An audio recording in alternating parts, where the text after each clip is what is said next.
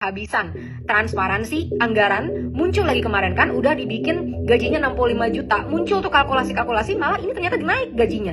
Kenapa bisa kayak gitu? Karena nggak ada transparansi, nggak ada data yang jelas yang menjelaskan sebenarnya mereka itu gajinya berapa sebelumnya, sekarang berapa, turunnya berapa persen. Masa begitu aja masih terus harus diajarin sama bos-bosnya sih? Tolonglah karyawan-karyawan kita.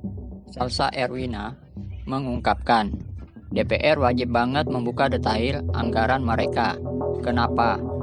Karena setiap rupiah, gaji tunjangan, dan fasilitas berasal dari keringat rakyat, katanya, dari pajak yang kita bayar. Transparansi itu bukan sekadar pilihan, tapi kewajiban para karyawan kita, katanya. Rakyat berhak tahu uangnya kemana, untuk apa, dan sebesar apa. Kalau semua dibuka, jelas publik bisa percaya. Kalau ditutup-tutupi, wajar kalau rakyat curiga. Ingat, katanya, uang negara itu bukan milik pribadi, tapi amanah dari masyarakat Indonesia.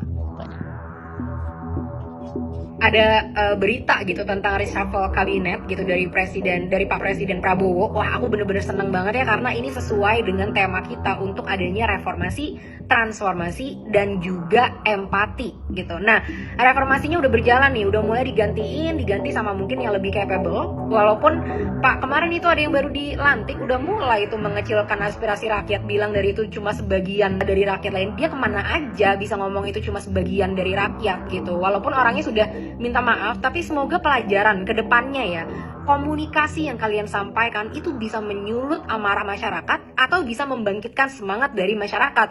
Jadi berkomunikasilah yang baik, berkomunikasilah yang berpihak kepada masyarakat. Jangan sampai, ambil dong pelajaran, baru seminggu yang lalu 5 orang dipecat kok. Ambil pelajaran dari situ bahwa kita akan selalu berpihak kepada masyarakat, kita akan mengayomi masyarakat dengan empati. Kalau memang ini adalah masalah komunikasi, belajarlah Pak, kita juga semua belajar terus kok untuk bisa jadi generasi yang lebih baik. Jangan sampai Bapak ini sebagai karyawan dan juga sebagai pimpinan gitu untuk kementeriannya malah mencontohkan hal-hal yang sangat tidak baik gitu ya, malah merusak lagi kepercayaan yang udah susah-susah nih, kebersatuannya kita bangun bersama-sama gitu. Dan banyak juga gosip gitu, oh aku akan masuk jadi staf sus presiden, atau aku akan jadi menteri gitu, atau aku akan jadi apa gitu di kabinet yang baru. Enggak ya teman-teman, aku belum ada rencana untuk mau pulang ke Indonesia, dan aku belum punya hati untuk ikut makan dari duit rakyat. Jadi lebih baik ya aku secara independen membangun aja diri sendiri dan terus berkontribusi kepada teman-teman semua gitu. Nah, semangatnya lagi reformasi ini bagus, berarti momentumnya dapat. Sekarang Pak, kita lanjutkan reformasi DPR habis-habisan. Transparansi anggaran muncul lagi kemarin kan udah dibikin gajinya 65 juta, muncul tuh kalkulasi-kalkulasi, malah ini ternyata naik gajinya. Kenapa bisa kayak gitu? Karena nggak ada transparansi, nggak ada data yang jelas yang menjelaskan sebenarnya mereka itu gajinya berapa sebelumnya, sekarang berapa, turunnya berapa persen. Masa begitu aja masih terus harus diajarin sama bos-bosnya sih? Tolonglah karyawan-karyawan gini, ayo Pak, kita reformasi lah semuanya ini. Terus juga transparansi, kita nggak cuma mau ngelihat gaji aja, karena anggaran yang luar biasa besar teman-teman, triliunan, 9,6 apa 9,5 triliun itu anggaran DPR. Kita mau tahu setiap sennya itu dibuat untuk apa. Karena kita udah nggak mau lagi adanya anggaran-anggaran buat bikin snack, untuk kayak rapat-rapat di luar, dana-dana reses dan segala macamnya. Berhenti memperlakukan diri kalian kayak kalian itu spesial banget sebelum kalian bisa menjelaskan investasi ini investasi bodong apa investasi bagus. Dengan cara apa? Dengan punya target, KPI, dengan cara transparansi. Kalau bisa saat kalian sidang, live kan itu semua. Kenapa? Karena kita mau lihat siapa yang sebenarnya berkhianat sama kita dan siapa yang sebenarnya bekerja sesuai dengan apa yang memang kita tuntut.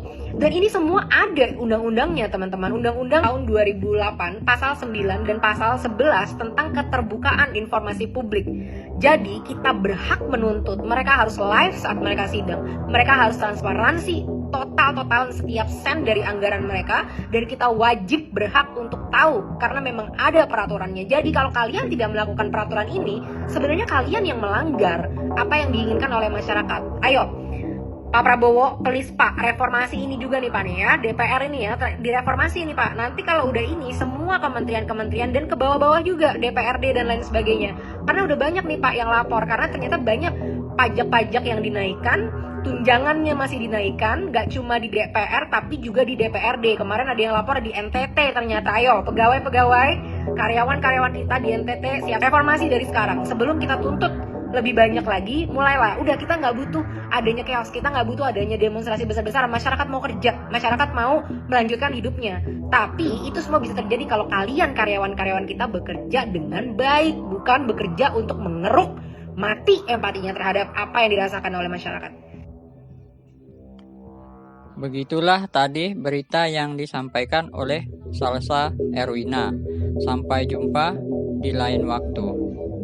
Terima kasih.